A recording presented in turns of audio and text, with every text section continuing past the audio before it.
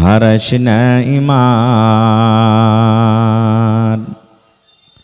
ওহরে মুসলমান তোরা হারাস না ঈমান।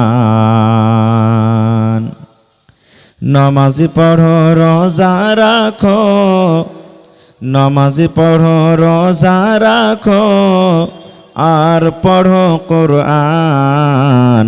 ওরে মুসলমান তোরা হারাস না ঈমান। যদি মানো পাক কোরআনের কথা, থাকবে না তোর গুনাহ খাতা। যদি মানো পাক কোরআনের কথা, থাকবে না তোর গুনাহ খাতা।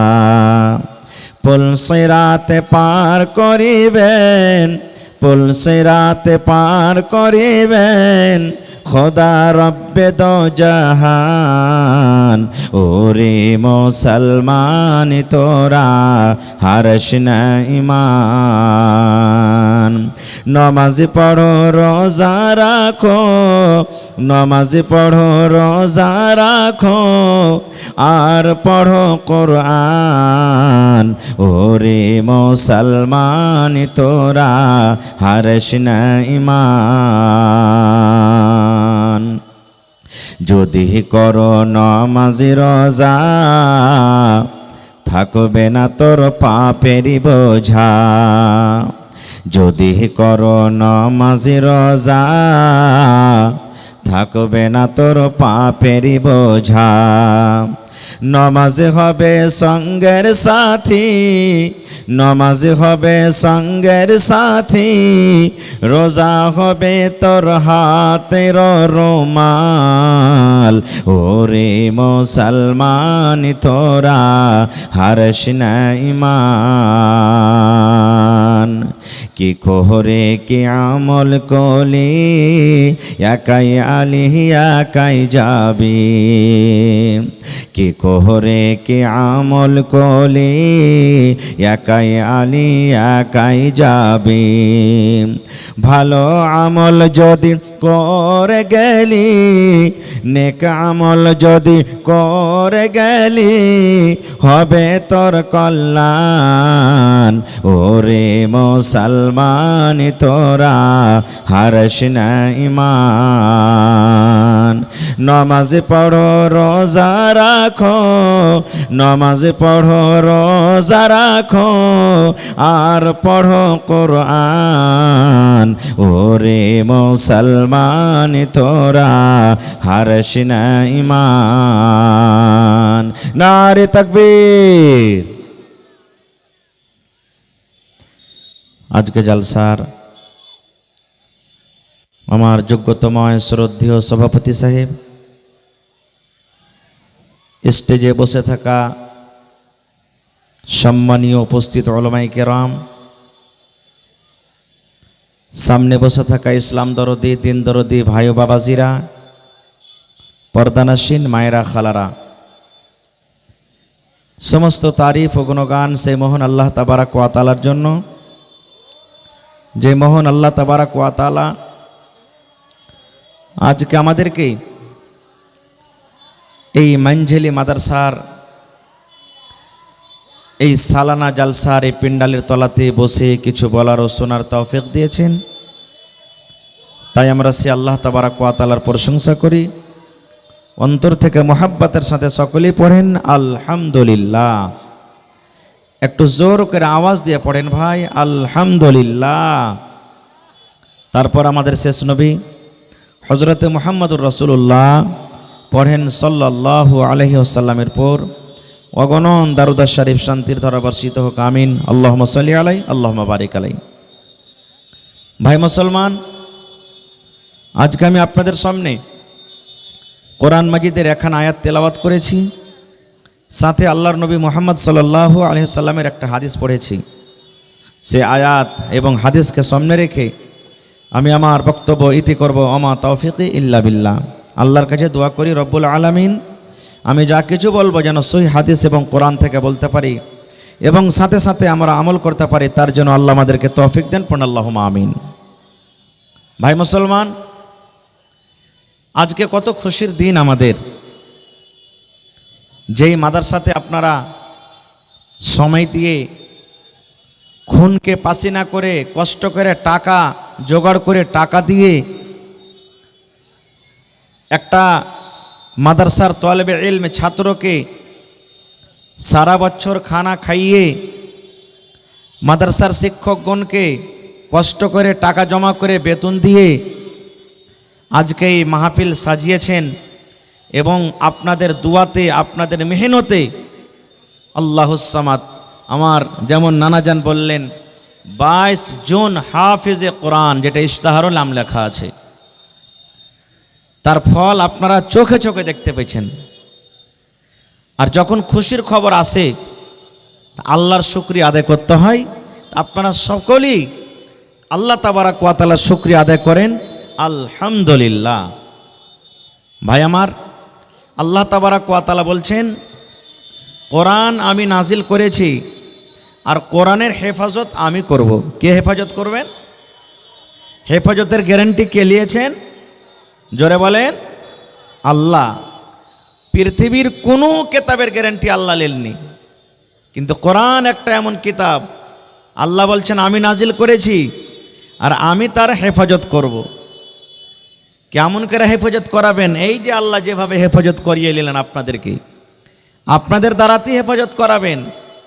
যদি আজকে আপনার মাদ্রাসা না থাকতো, হেফজুল কোরআন না থাকতো, না করতেন, তাহলে 22 জন ছেলে আজকে হাফিজে কোরআন হইতো? আপনারা বলেন তো, হইতো ভাই? জীবনে হতো না। কত নাবিনা বাচ্চাকে দেখবেন চোখের দুটা অন্ধ, দেখতে পাই না। আলিফ টেঁড়া হয় কি সোজা হয়, লাম টেঁড়া হয় কি সোজা হয়, জিমে কয়টা নোক্তা থাকে ও জানে না।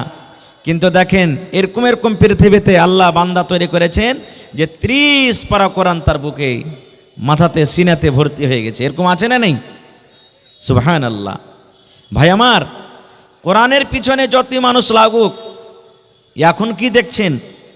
আল্লাহ তাবারাক ওয়া তাআলা যখন এই কোরআনটাকে নবীর প্রতি নাজিল করছিলেন জিবরিল ফেরেশতার মারেফাতে, তখন মক্কার বড় বড় সর্দার নেতা আবু জাহাল, আবু লাহাব, এরা এসে কি বলতো জানেন? রে মোহাম্মদ ছেলেটা যে কোরআন পড়ছে, আর কোরআনে এমন একটা জাদু, যেই শুনছে সেই মুসলমান হয়ে যাচ্ছে রে, কেমন করে রুকবি? একে রুক। এখন বলে না মাদ্রাসা, হ্যালো হ্যালো, এখন বলে না মাদ্রাসাকে বন্ধ করে দাও। শুনছেন না? শুনেন না?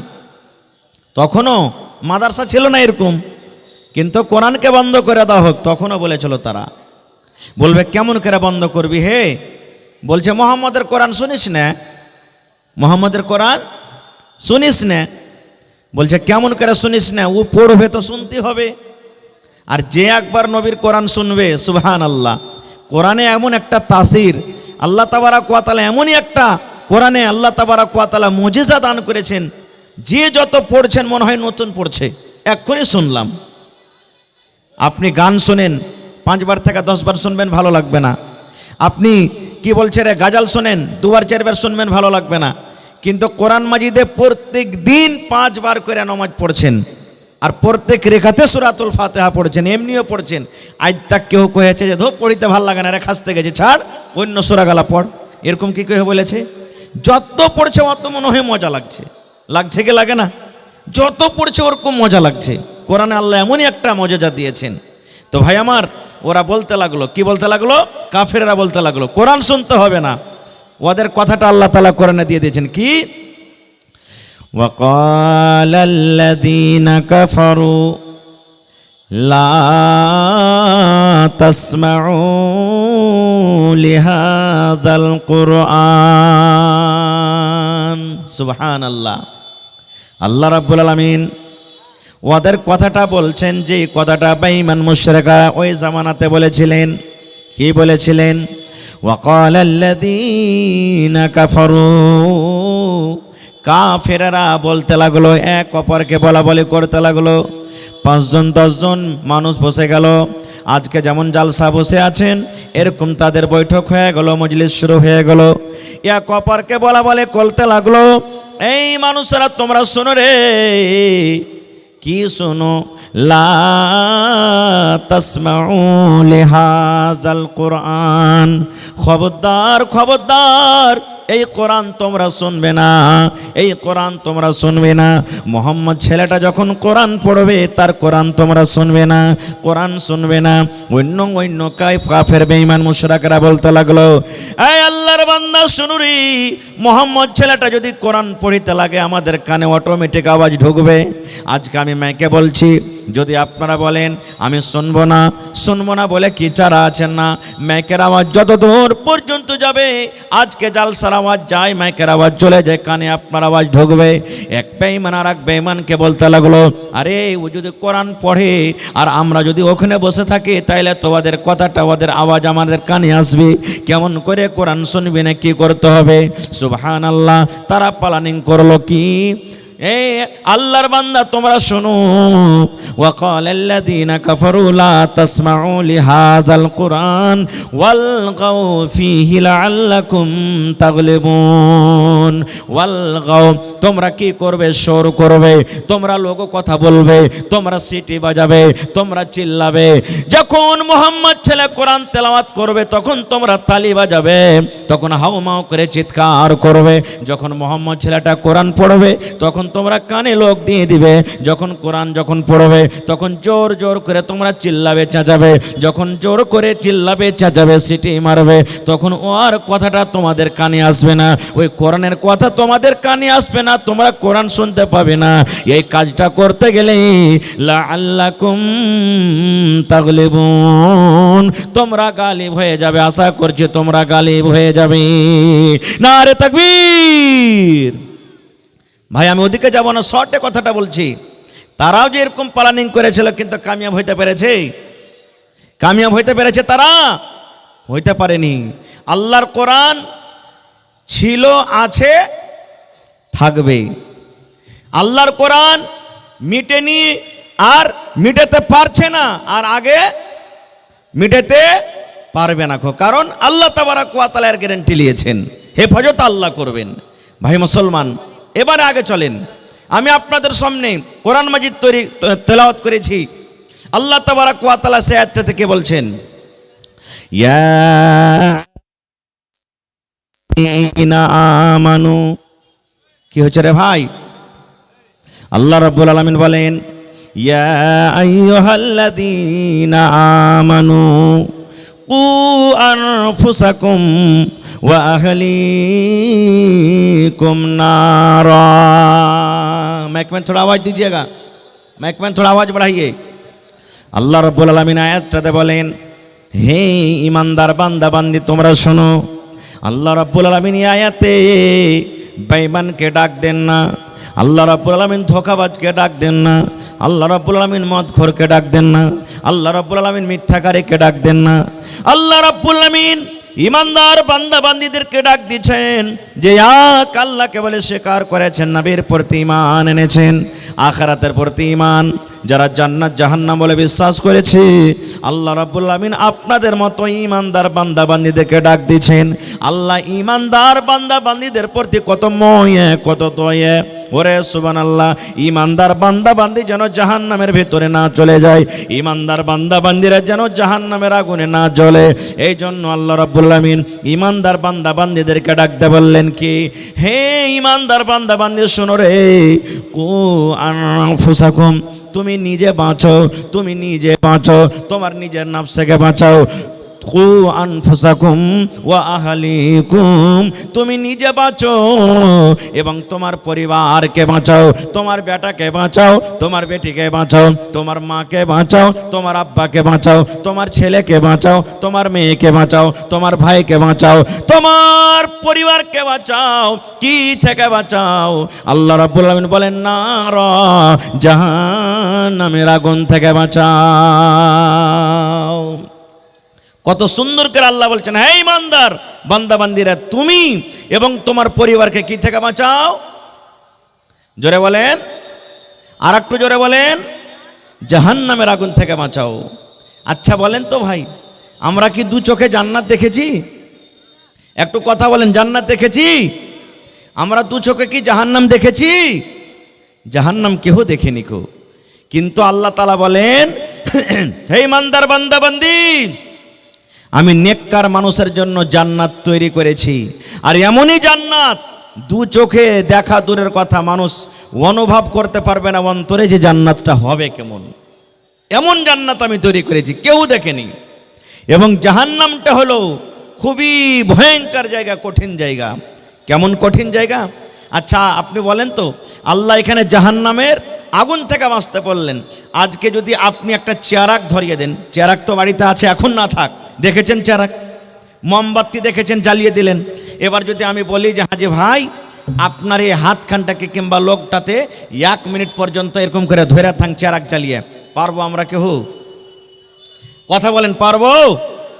পারবো না। খো যদি বলি 8 মিনিট 30 সেকেন্ড ধরে থাকেন, পারবো ভাই? পারবো কি? কেন পারবো না? হাত জ্বলে যাবে, হাত জ্বলে যাবে। আল্লাহ রাব্বুল আলামিন বলেন, হে ইমানদার বান্দারে, জাহান্নামের ভেতরে আছে আগুন, জাহান্নামের ভেতরে আছে আগুন। আল্লাহ বলেন, বান্দারে তুমি এবং তোমার পরিবারকে জাহান্নামের আগুন থেকে বাঁচিয়ে নাও। এবার বলি বন্ধুরে, আমার মাওলানারা বসে আছেন, জিজ্ঞাসা করবেন। আল্লাহর নবী বলেছেন, আল্লাহ রাব্বুল আলামিন ৭০ ভাগ আল্লাহ আগুন তৈরি করেছেন। এই দুনিয়াতে যেটা ভাগ আগুন আছে, এরকম করে করে ৭০ ভাগ আগুন আল্লাহ রাব্বুল আলামিন তৈরি করেছেন। ৭০ ভাগ আগুনের মধ্যে ৬৯ ভাগ আল্লাহ রাব্বুল আলামিন জাহান্নামের ভেতরে রেখেছেন। আর 1 ভাগ আগুন আল্লাহ রাব্বুল আলামিন দুনিয়াতে দিয়েছেন। 1 ভাগ আগুনের যদি এত দাম হয়, 1 ভাগ আগুনের যদি এত ভোল্টেজ হয়, 1 ভাগ আগুনের যদি এত তাপ হয়, যে আগুন যদি আমাদের হাতে লেগে যায়, হাত কিন্তু ফোঁসা পড়ে যায়, হাত আমাদের জ্বলে যায়। যে আগুনের ভিতরে আমরা 1 মিনিট পর্যন্ত নিজের হাত খানটাকে দিতে পারবো না। 1 ভাগ আগুনের যদি এত তাপ হয়, ওরে সুবহানাল্লাহ, আল্লাহ বলেন, বান্দারে তুমি 1 ভাগ আগুন দুনিয়াতে তুমি এত সহ্য করতে পারো না, তার তাপ আমি আল্লাহ রাব্বুল আমিন ৬৯ ভাগ আগুন জাহান্নামের ভিতরে রেখেছি। আল্লাহ মানুষকে ডাকতে বলে, বান্দারে তোমাদের প্রতি আমার ময়া আছে রে বান্দা, তোমাদের প্রতি আমার দয়া আছে, তোমরা জাহান্নামের ভিতরে জ্বলবে, আমি আল্লাহ সহ্য করতে পারবো না। এই জন্য ইমানদার বান্দা বান্দি, তুমি এবং তোমার পরিবারকে জাহান্নামের আগুন থেকে বাঁচিয়ে নাও। কেন? আল্লাহ তাআলা বলছেন, ওয়াকুদুহান নাস ওয়াল হিজারা, জাহান্নামের লোকরি হবে কে? মানুষ এবং পাথর। পড়েন সুবহানাল্লাহ, জোরে পড়েন সুবহানাল্লাহ। জাহান্নামের লোকরে কি হবে? মানুষ এবং পাথর। আপনারা বলবেন, হাজি মৌলানা মানুষ নেই, জ্বলে পুড়ে ছাই হয়ে যাবে, পাথর কি পুড়ে জাহান্নামের ভিতরে? আজ থেকে মোটামুটি 15 দিন মাস আগে মোবাইলে দেখেছেন আমেরিকাতে আগুন লেগেছিল, দেখেছেন? আগুন লেগেছিল, আপনারা মোবাইলে দেখেছেন? ওরে সুবহানাল্লাহ, নিজ চোখে চোখে দেখেছেন। 5 তলা, 15 তলা, 50 তলা, 20 তলা করে বড় বড় বিল্ডিং ধসে গেল, জ্বলে গেল, পুড়ে ছাই হয়ে গেল। আমরা যখন আয়াতটা পড়ি তখন মনে মনে ভাবতাম, আল্লাহ রে, পাথর কেমন করে পড়বে, আল্লাহ ইট কেমন করে পড়বে, পাথর করে করে পড়বে। ওরে সুবহানাল্লাহ, আজকে 15 দিন 20 দিন আগে আমেরিকাতে আগুন লাগাতে দেখে নিলাম। দুনিয়ার 1 ভাগ আগুনে যদি দুনিয়ার পাথরকে যদি পুড়িয়ে ছাই করতে পারে, তাহলে যে আগুন জাহান্নামের ভেতরে 69 ভাগ রয়েছে, বলেন সেই আগুনের তাপ আরো কত হইতে পারে? পারে কি পারে না? সুবহানাল্লাহ। সেই আগুন থেকে আল্লাহ তাবারাক ওয়া তাআলা বাঁচতে বলছেন। দুটা এখানে পয়েন্ট আছে। আল্লাহ প্রথমে নিজেরা বাঁচতে বলছেন, তারপরে নিজের ছেলে মেয়েকে বাঁচতে বলছেন। ছেলে মেয়েকে কেমন করে বাঁচাবো আমরা, নিজে কেমন করে বাঁচবো, আমি 2-4টা পয়েন্টের কথা বলবো। ভাই আমার, দুনিয়াতে আল্লাহ রাব্বুল আলামিন এমনই মহিলা দান করেছেন, নেককার দিনদার, সে মহিলা আল্লাহর জান্নাতে যাবে, কিন্তু তার স্বামী, তার হাজবেন্ড, তার পেতে পাতি আল্লাহর জাহান্নামে যাবে। এরকম আছে না নাই? আপনারা জানেন দুনিয়াতে সব থেকে জালিম জাবির বাদশাহ ফেরাউন, নাম শুনেছেন? ফেরাউন সব থেকে বড় বাদশাহ, গোটা পৃথিবীতে তার সমান জালিম বাদশাহ আল্লাহ রাব্বুল আলামিন কিয়ামত পর্যন্ত আর দিবেন না। এত জালিম বাদশাহ ছিল, যেই বাদশাহ নিজে আল্লাহ দাবি করেছিল, আমি হলাম রব, আমি হলাম আল্লাহ, আমি হলাম রব, তোমরা আমার পূজা করো।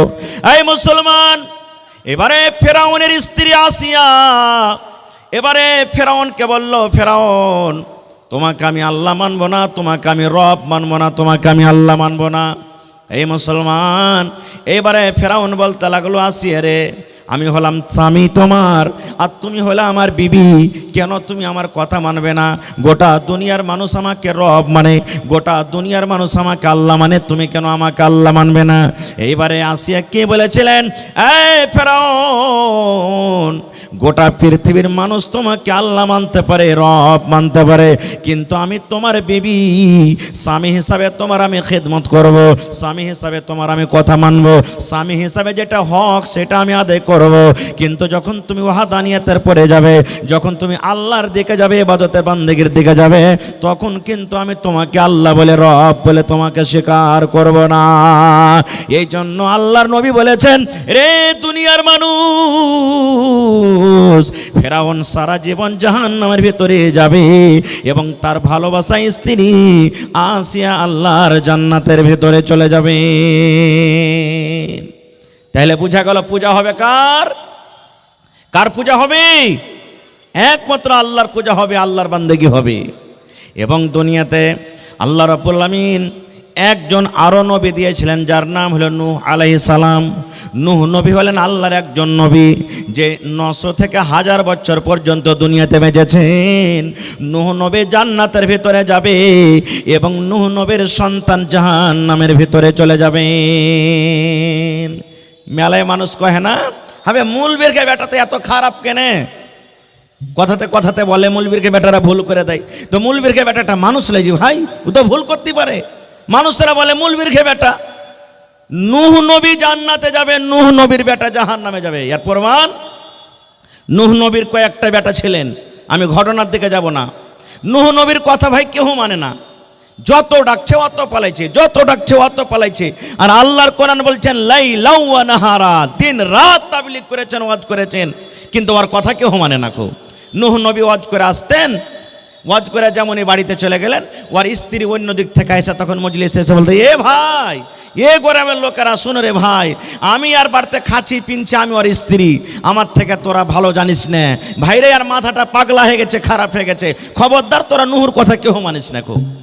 যদি নিজের পুরুষের খেলাফে এরকম কেউ আওয়াজ করে, ওর কথাটা কেউ মানবে যে ভাই? জীবনে কেউ মানবে না। এই জন্য কেউ আসতো না দিনের পরে। একদিনকার ঘটনা, ওর কমেরা বলতে লাগলো, এই নূহ, তুমি যদি সত্য আল্লাহর নবী হও, লিয়ে শুধু তুমি কোন আজাব আমাদের করতে নিয়ে আসবে? তুমি খালি বলছো যে আমাকে না মানো তো আল্লাহর আজাব আসবে, আল্লাহর আজাব আসবে, আল্লাহর আজাব আসবে, লিয়ে এসো, কোন আজাব তুমি লিয়ে আসবে? নূহ নবী আল্লাহর দরবারে দোয়া করলেন, এই রব্বুল আলামিন, আমার কথা মানে না, আমার কথা শোনেন আল্লাহ, তোমার আজাবের ইন্তজার করছি। আল্লাহ এমন আজাব দাও তারা যেন ধ্বংস হয়ে যায়, বরবাদ হয়ে যায়, হালাক হয়ে যায়।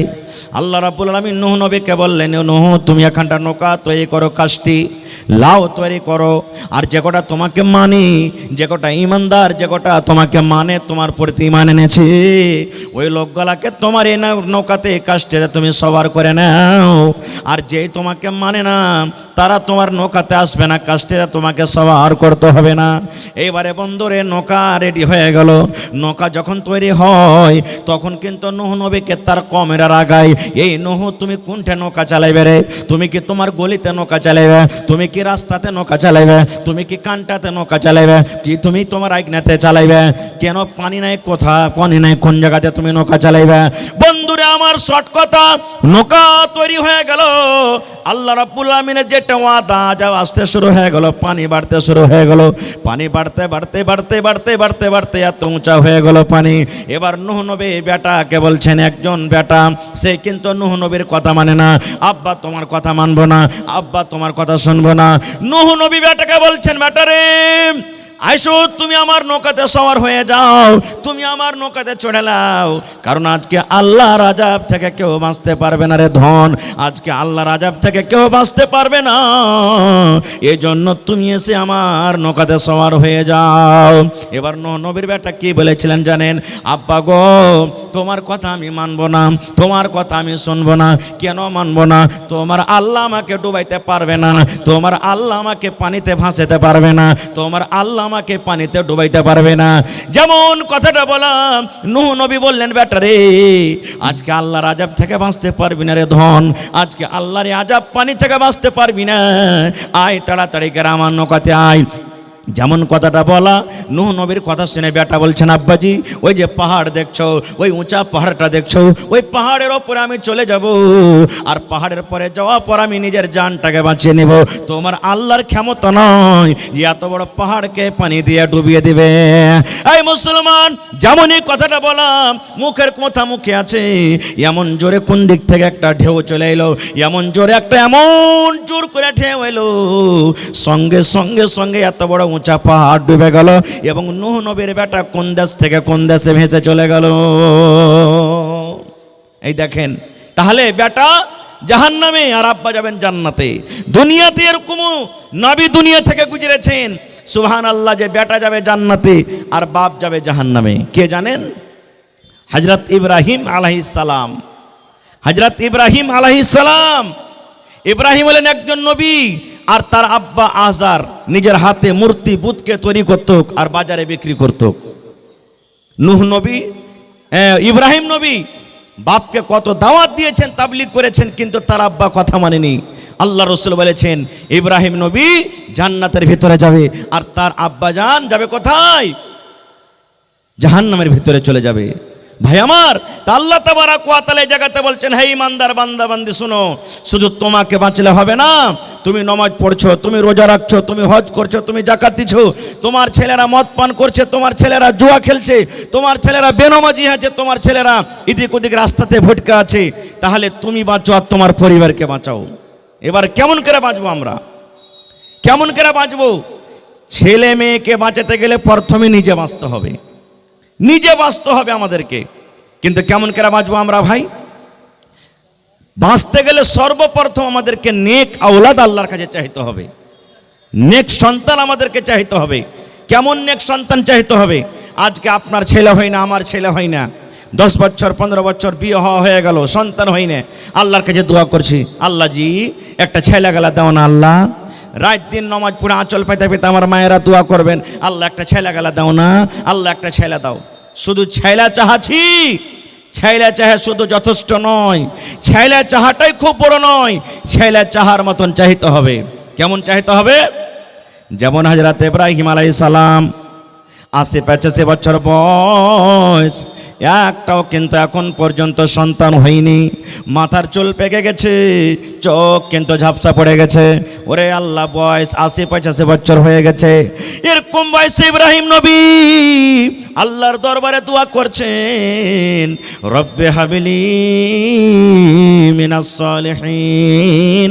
এই আল্লাহ, আমি তোমার নবী ইব্রাহিম দোয়া করছি, আল্লাহ আমার বয়স 80-85 বছর হয়ে গেছে, আল্লাহ এখন পর্যন্ত একটা সন্তান হয়নি, রব্বুল আমিন তুমি আমাকে একটা সন্তান দাও, তুমি আমাকে একটা ছেলে দাও, তুমি আমাকে একটা সন্তান দাও। কেমন সন্তান দাও আল্লাহ? সে সন্তান যেন নেককার হয়, সে সন্তান যেন দিনদার হয়, সে সন্তান যেন মুত্তাকি হয়, সে সন্তান যেন পরহেজগার হয়, সেই যা সন্তান যেন সলেহ হয়, সেই সন্তান যেন আল্লাহ গায়ের সলে না হয়। দোয়া করছেন একজন নবী, আল্লাহ তুমি আমাকে যে সন্তান দিবে সন্তানটা নেক দাও সন্তান। আর আমরা দোয়া করব কি? আল্লাহ সন্তান দাও। তো দুটাতে পার্থক্য হলো না, হলো না ভাই? পার্থক্য হলো না, হলো না? আল্লাহর কাছে যখন সন্তান চাইবেন তো নেক সন্তান চাইতে হবে। নেক সন্তান চাইতে গেলে কি হবে জানেন? আর আপনার যদি সন্তানটা নেক হয় তা আপনার জন্য কত লাভ আছে, সুবহানাল্লাহ। আল্লাহ রাসূল বলেছেন, ইজা মাতাল ইনসান, মানুষ যখন মরে যায় সমস্ত আমল তার বন্ধ হয়ে যায়। দুনিয়াতে বেঁচে আছেন, নামাজ পড়বেন নেকি পাবেন, রোজা রাখবেন নেকি পাবেন, তেলাওয়াত করবেন নেকি পাবেন, দান করবেন নেকি পাবেন, হজ করবেন নেকি পাবেন। আল্লাহ রাসূল বলেছেন, উম্মত যতদিন মানুষ বেঁচে আছে ভালো আমল করলে নেকি আছে, কিন্তু লোকটা যখন মরে যাবে, মরে যাওয়ার সাথে সাথে সমস্ত আমল কিন্তু তার বন্ধ হয়ে যায়। নামাজ পড়ে নেকি হজল, নামাজ পড়তেন নেকি পেতেন, মত হয়ে গেল নেকি বন্ধ হয়ে গেল। রোজার মাসে রোজা রাখা রাখলে নেকি হতো, মত হয়ে গেল আপনার নেকি বন্ধ হয়ে গেল। তেলাওয়াত করছিলেন নেকি পাওয়া যেত, মত হয়ে গেল নেকি বন্ধ হয়ে গেল। কিন্তু নবী বলেছেন উম্মত রে, তিনটা আমল এমন আছে উম্মত, তিনটা নেকি এমন আছে, তিন প্রকার আমল এমন আছে, তুমি কবরের ভিতরে চলে যাবে, তুমি মরে যাবে, তোমার মত হয়ে যাবে, কিন্তু উম্মত রে কিয়ামত পর্যন্ত তোমার কবরে নেকি জারি থাকবে, তোমার ওই নেকি আল্লাহ রাব্বুল আমিন বন্ধ করবেন না। অনলাইন তোমার কবরে নেকি ঢুকতে থাকবে, অনলাইন তোমার কবরের ভিতরে নেকি যেতে থাকবে। তিনটা আমল এমন আছে মরার পরও কিন্তু আপনার ওই কবরে নেকি যেতে থাকবে, বন্ধ হবে না কোনোদিন। বলবেন জি তিনটা আমল বন্ধ হবে না? না। কি আমলটা? এক নম্বরে নবী বলেছেন সাদকায়ে জারিয়া। সাদকায়ে জারিয়া কাকে বলে? এই যে দেখেন এত সুন্দর সুন্দর মাদ্রাসা আপনারা করে রেখেছেন, এটা হলো সাদকায়ে জারিয়া। 1 টাকা দিয়েছেন, 1000 দিয়েছেন, 1 মোট চাল দিয়েছেন, আপনি একদিন কাম করে দিয়েছেন। আল্লাহুস সামাদ, এই মাদ্রাসা যতদিন কায়েম আছে কায়েম থাকবে। আপনি কবরে চলে যাবেন, মাদ্রাসাতে পড়ালেখা হবে, কোরআন পড়া হবে, দিনের পড়া হবে, দোয়া হবে। আপনার এই তৈরি করা মাদ্রাসাতে পড়ালেখা করবে ছেলেরা, ওরা যা নেকি পাবে আল্লাহ রাব্বুল আমিন আপনার কবরে কিন্তু নেকি জারি করে দেবেন। মসজিদ আপনি বানিয়ে চলে গেছেন, মসজিদে যতদিন লোক নামাজ পড়বে মসজিদ কায়েম থাকবে। আপনি কবরে চলে গেছেন, আল্লাহ রাব্বুল আমিন আপনার কবরে কিন্তু অনলাইন নেকি দিয়ে দিবেন। আপনি কোনো ইয়াতিম বাচ্চাকে, মাদ্রাসার কোনো গরিব ছেলেকে আপনি 10 টাকা দিয়ে দিয়েছেন, আপনি একটা জামা কিনে দিয়ে দিয়েছেন, আপনি একটা লুঙ্গি গেলা কিনে দিয়ে দিয়েছেন। কোনো বাচ্চাকে চাপ্পাল নাই ময়া হয়েছে, আহারে এটা গরিবের বাচ্চা, আমি একটা চাপ্পাল গেলা দিয়ে দিই। ওরে সুবহানাল্লাহ, কত গরিবের বাচ্চা আছে মাসে 300 টাকা 400 টাকা খোরাকে ফেস জোটে না। আপনি বাচ্চাটাকে ধরে বলছেন বাবুরে তোমার 1 মাসের খোরাকের ফেস আমি 300 টাকা তোমাকে দিয়ে দিলাম, বাবুরে 1 সাইড তোমাকে পায়জামা আমি দিয়ে দিলাম। এই যে আপনার দেওয়া টাকাতে যদি কোনো বাচ্চা হাফেজে কোরআন হয়ে যায়, যদি কোনো বাচ্চা আলিম দিনদার, আলিম নেককার দিনদার যদি আলিম হয়ে যায়, ওরে সুবহানাল্লাহ, আপনি কবরে চলে যাবেন, আল্লাহ রাব্বুল আমিন ওই ছেলেটাকে যে আপনার দুয়াতে, আপনার মেহনতে, আপনার টাকাতে আল্লাহ কামিয়াব করলেন, ওই নেকিটা আল্লাহ রাব্বুল আমিন আপনার কবরে জারি করে দেবেন। তারপরে 2 নম্বরে রাসূল বলেছেন ওরে সুবহানাল্লাহ, ওয়ালাদুন সালিহুন ইয়াদউ লাহু, নেক সন্তান, নেক আওলাদ দুনিয়াতে ছেড়ে গেছেন, একটা বেটাকে নেককার করে গেছেন, বেটিকে নেককার করে গেছেন, বেটিকে দিনদার করেছেন, বেটা দিনদার করেছেন, আপনি কবরে চলে যাবেন রে বন্ধু। ওই বেটা যখন আপনার জন্য দোয়া করবে, আয় রব্বুল আমিন, জানি না আমার আব্বা জান দুনিয়াতে কি গুনাহ করেছেন, কি আমল করেছে আল্লাহ জানি না, তুমি জানো আমি জানি না। মা ওরে আল্লাহ কবরে চলে গেছেন, বেটে দোয়া করবেন রব্বুল আলামিন, আমার মা কবরে চলে গেছেন, আব্বা কবরে চলে গেছেন রব্বুল আলামিন, আমি বেটি হয়ে তার জন্য দোয়া করি, আল্লাহ আমার আব্বা মায়ের জীবনে যদি কোনো গুনাহ হয়ে থাকে, ছোট বড় সাগিরা কাবিরা, এই রব্বুল আমিন আমরা তার সন্তান হয়ে দোয়া করি, আল্লাহ তুমি আমার আব্বা মায়ের জীবনের গুনাহ খাতাকে আল্লাহ মাফ করে দাও, আল্লাহ আমার মা বাবার কবরে তুমি জান্নাতের বিছানা দিয়ে দাও, আল্লাহ মা বাবার কবরকে তুমি নূর দিয়ে মানাও করে দাও। যখন নিজের সন্তানেরা এরকম ভাবে দোয়া করবে, আল্লাহ রাব্বুল আমিন ফেরেশতাকে বলবেন, ফেরেশতা রে ওর নেককার সন্তান, নেককার আওলাদেরা দোয়া করেছে রে ফেরেশতা, যা যা যা যা, আমি আল্লাহ রাব্বুল আমিন আদেশ করি ওই নেককার ছেলে এবং মেয়ের ওই দোয়াটাকে আল্লাহ রাব্বুল আমিন আদেশ করবেন কবরের ভেতরে দিয়ে দাও। শুধু তা নয়, আপনার ছেলে আপনার মেয়েরা যদি আপনার জন্য দান করে, যখন আপনার জন্য দান করবে, নাম ধরে ধরে দান করবে, আল্লাহ রাব্বুল আমিন বলবেন বান্দারে যা, তার নেককার সন্তান ছেলে মেয়েরা দান করেছি, যারে যা যা ওই ছেলে এবং মেয়ের দানটাকে তোমরা কবরের ভিতরে পৌঁছে দাও। নারে তাকবীর। আচ্ছা আচ্ছা ভাই আমার, এই দেখেন নেককার সন্তান থাকলে দোয়া করবে, আর যদি ছেলেটা জুয়ারি হয়, ছেলেটা যদি শরাবি হয়, ছেলেটা যদি বদমাশ হয়, তাহলে তো নিজেই জানবে না নিজের জন্য করতে, তো মা বাবার জন্য কেমন করে করবে ভাই, কেমন করে করবে মা বাবার জন্য? এই জন্য ছেলে যখন চাইতে হবে আল্লাহর কাছে, প্রথমে নেককার ছেলে চাইতে হবে, দিনদার ছেলে চাইতে হবে, আল্লাহর কাছে দোয়া করতে হবে, আল্লাহর কাছে কান্না কান্না দোয়া করতে হবে, আল্লাহ তুমি আমাকে নেককার দিনদার ছেলে দাও। দুনিয়াতে আপনাকে ভালো খাওয়াইতে না পারুক, দুনিয়াতে আপনাকে ভালো পিন্ডাতে না পারুক, দুনিয়াতে গরিবী হালাতে কাটুক, কিন্তু মরার পর তো আপনার আখিরাতটা ভালো হবে। মরার পর তো আপনার আখিরাতটা ধন্য হবে। এই জন্য আল্লাহর কাছে যখনই দোয়া করবেন নেককার সন্তান আল্লাহ তাবারক ওয়া তাআলার কাছে চাইতে হবে। কিন্তু আফসোস আজকে আমরা ছেলেটাকে আমরা নেককার বানাতে পারি না। আমরা কি করছি, যেমনই ছেলেটার বয়স 5 বছর 7 বছর 8 বছর হয়েছে, জানারে বেটা হাল ভাইতে, জানারে বেটা ছাগল চড়াইতে, আরে ওয়ার বেটাটা সুরাত খাটতে গেছে 30,000 টাকা মাস পাইছে, আর তুই খালি বাড়তি ঘুরে বেড়া। এই দেখেন লোকের বেটা কতটি টাকা ইনকাম করছে, এটা আমরা দেখতে যাচ্ছি। আচ্ছা আপনারা বলেন তো, আমাদের এই বিহারের আগেকার মুখ্যমন্ত্রী আপনারা সবাই জানছেন নীতিশ কুমার, জনাব নীতিশ কুমার আগে লালু যাদব ছিলেন না? জলে বলেন ছিলেন কি ছিলেন না? তারপরে আস্তে আস্তে তার ছেলে লালু যাদবের ছেলে যিনি উপ মুখ্যমন্ত্রী ছিলেন, ওর নাম কি বলেন তো? একটু জোরে বলেন, আরো জোরে বলেন। তেজস্বী যাদব নাকি? লালু যাদবের বেটার নাম সবাই জানি, আমার আপনার বেটার নামও জানে? জানে জি ভাই, লোকের বেটার নাম আমরা জানি কিন্তু আমার বেটার নাম জানে না কেউ। কেন জানে না জানেন? এই যে তালিম নেই আমাদের ভিতরে, লোককে আমরা আগে করছি, লোককে আমরা বড় করছি, কিন্তু নিজের বেটাগালাকে আমরা বড় করি না, নিজের বেটিগালাকে আমরা আগে বাড়াই না, বেটিগালাকে পড়াই না। বেটি ছেলে পড়ে লেখে কি করবে রে, ই তো লোকের বাড়িতে যে ঘোঁটা চলবে, ছাই তুলবে, এরকম করবে ওরকম করবে। কোনো ভাই যদি বানাতে পড়ে, কোনো ভাই যদি স্কুলে পড়ে, পড়িয়া লেখে কত যে নৌকরি লাগিয়ে দেবে। পড়িয়া লেখা নৌকরি করতে হবে এটা জরুরি নয়, কিন্তু ইলিমটা শিখা হলো কি ফরজ। ইলিম শিখতে হবে, ছেলেরাকে ইলিম দিতে হবে। কারণ আল্লাহ তাবারাক ওয়া তাআলা কোরআনে 114 সূরা দিয়েছেন, 114 সূরার মধ্যে যেটা আল্লাহ তাবারাক ওয়া তাআলা সর্বপ্রথম নবীকে দান করেছেন সেটা হলো কি ইকরা, পড়ো। কেন?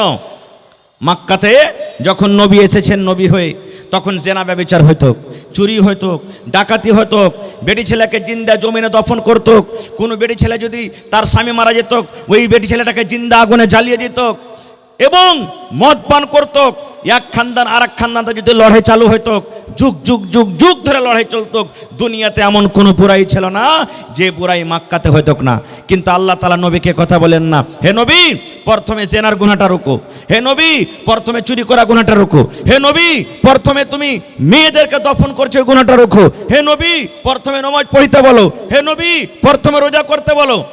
এগুলা আল্লাহ আদেশ করলেন না। কেন জানেন? প্রথমে বললেন ইকরা, পড়ো। কেন বললেন?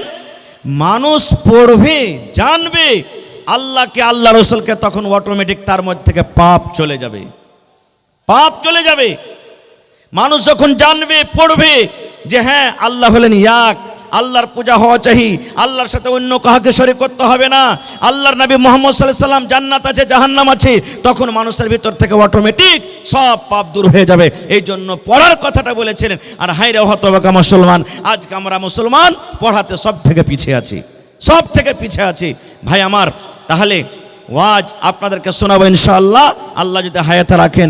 আমার পিছনে আরও যোগ্য যোগ্য আলিম আছেন, আমার ভাই মাওলানা হুমায়ুন কবির আছেন, আর ইন্টারন্যাশনাল খাতিব জার্জিস আলম সাহেব চতুর্বেদী হাফিজুল্লাহ উনিও আছেন। আর কিছুক্ষণ পর আপনারা নিজের হাতের এই যে ফসল দেখতে পাবেন, এই নিজের হাতের এই যে গাছ লাগালছেন না, গাছে ফল ধরে গেছে আপনাদের, আলহামদুলিল্লাহ। সেই ফল আজ খেতে পাবেন আপনারা একবারে কিছুক্ষণের পরই। তো ভাইরা আমার, সেই মাদ্রাসাকে আরও বড় করতে হবে, হবে না? হবে না? আমি মোটামুটি আমার ছেলে তো আমাদের সাথে পড়ালেখা করলে, আর আপনাকে দুয়াতে আল্লাহর দয়াতে এই বছরে উনিও আজকে দাস্তারবান্দি হবে, লাঠি পাকড়ি পাবে আমার ছেলে মাদ্রাসাতে। কেন ভাইরে? আমি জানছি মাদ্রাসার হালাত, মাদ্রাসাতে পড়া ভালো হয়েছে, মাদ্রাসার কমিটি আলহামদুলিল্লাহ ইমানদার। আমার যত গ্রামের চকের নওজওয়ান ভাইরা আছে তারাকে ধন্যবাদ জানাই যে মাদ্রাসার পরে যত যান জীবন দিচ্ছে, শায়দে কোনো জায়গার মানুষ এরকমভাবে কোনো জায়গাতে যান জীবন দিচ্ছে। এটা সামনের তারিফ নয়, কিন্তু তারিফ করা দরকার, কারণ তারিফ করতে গেলে হিম্মত হবে। আমি তাদেরকে দাঁত দিচ্ছি যে ভাই যেমন মেহনত আপনারা করেছেন এর থেকে বেশি বেশি আগে মেহনত করতে হবে।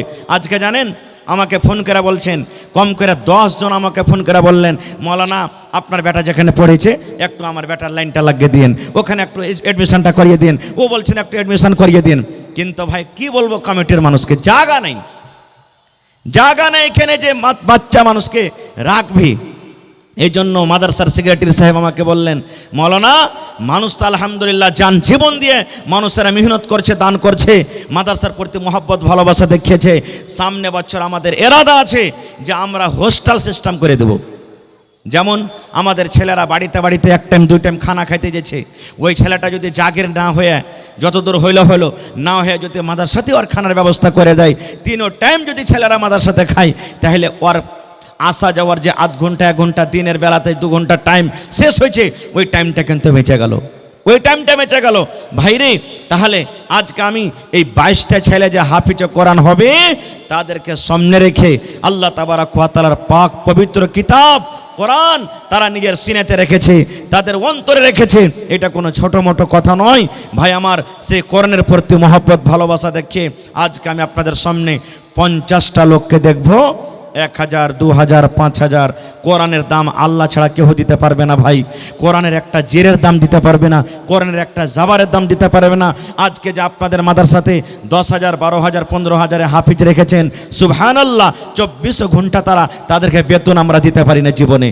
কারণ মজুরি আল্লাহ দিবে, আল্লাহ ছাড়া কোরআনের মজুরি আমরা দিতে পারবো না খুব। তবে কোরআনের মান সম্মান রেখে দেখি আমি 50টা লোককে দেখবো এক পারা করে কোরআনের দাম।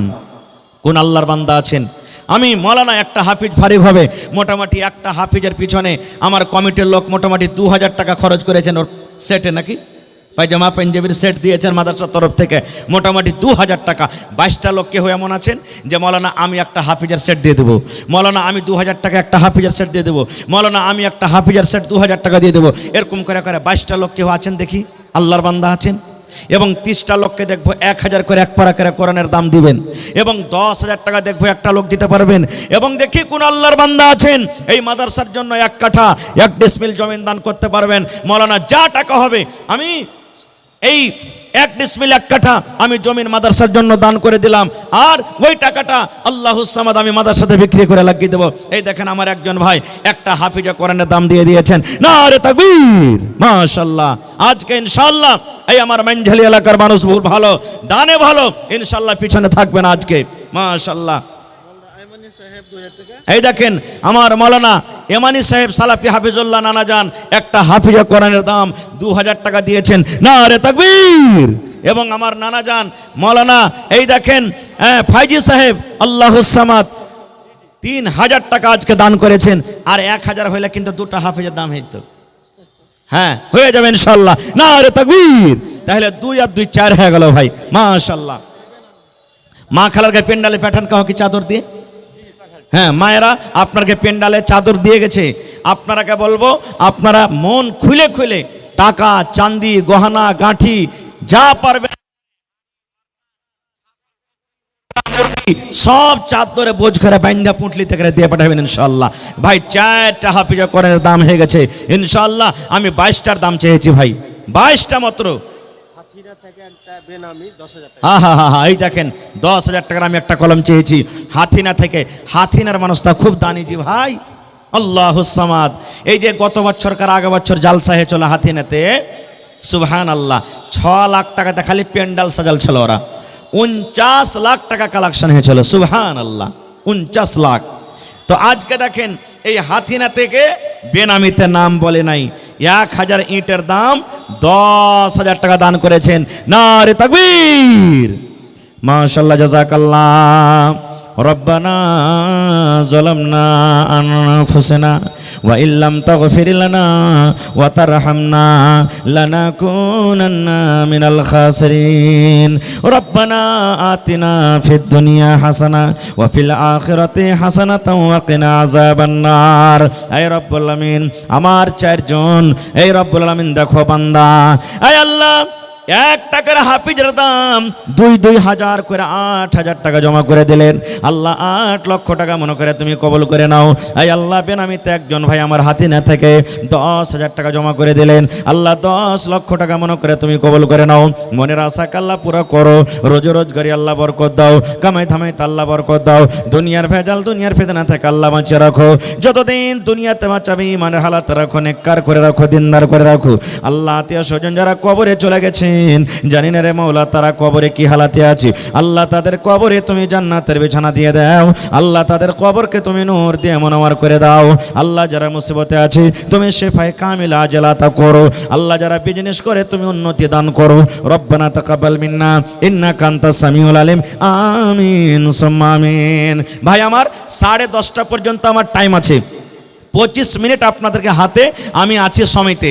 এই 25 মিনিটের মধ্যে আল্লাহর ওয়াস্তে আপনারা যতটি লোক সামনে আছেন একটু মেহেরবানি করে উঠা আইসেন।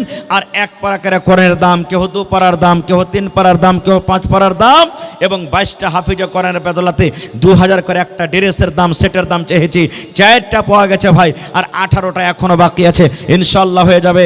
আর কেউ যদি 1 পারা না পারবেন 8 পারার দাম দেবেন, কেউ 2 পারার দাম দেবেন, কেউ 1.5 পারার দাম দেবেন, কেউ 1 পারা সিমেন্টের দাম দিয়ে দেবেন। না পারবেন 100 টাকা দেবেন, কিন্তু দিয়ে সবাই যাবেন অবশ্যই। আল্লাহর রাস্তে কেউ ঘুরে যাবেন না ভাই, কারণ বুন্দে বুন্দে তালাব ভরে। আপনাদের এই টাকাতে মাদ্রাসা চলে, আপনাদের এই মেহনতে মাদ্রাসা চলে, আপনাদের নেক মশওয়ারাতে মাদ্রাসা চলে। আর আজকে আল্লাহুস সামাদ এই মাদ্রাসাতে যতটি হাফিজ কোরআন হয়েছে শায়াদ কোনো মাদ্রাসাতে হয়েছে, কোনো মাদ্রাসাতে 2টা 3টে 4টে 5টা 10টা খুবই কম, কিন্তু আজকে 22টা হাফিজে কোরআন। আল্লাহুস সামাদ, এটা মামুলি কথা নেই যে ভাই। তো আজকে দেখেন আমি 22টা হাফিজে কোরআনের জন্য 2 টাকার 1000 চেয়েছি ভাই। 4 কলম পুরা হয়ে গেছে, আর 18টা কলম বেচা আছে। দেখি কোন আল্লাহর বান্দা আছেন যে মৌলানা আমি একটা সেটের দাম আমি 2000 টাকা দিয়ে দিলাম, এবং 30 পারা কোরআনের দাম চেয়েছি 1000 করে। যদি আমার কোনো ভাই টাকা পকেটে না থাকে, মোবাইলে আছে, দেখেন যেখানে সেখানে স্ক্যানার লাগা আছে ভাই, এই দেখেন যেখানে সেখানে আপনার বারকোড লাগা আছে। আপনারা এই মোবাইলের দাওয়ারাতে ওখানে আপনারা অনলাইন টাকা মারতে পারেন, তাও অনলাইন আপনারা টাকা দিতে পারেন। তো আল্লাহর রাস্তে ভাই, যারা রাস্তাতে আছেন, রোডে আছেন, এই সামনে আছেন, একটু মেহেরবানি করে 10 থেকে 15 মিনিটের মধ্যে একটু ভাই আপনারা আসেন।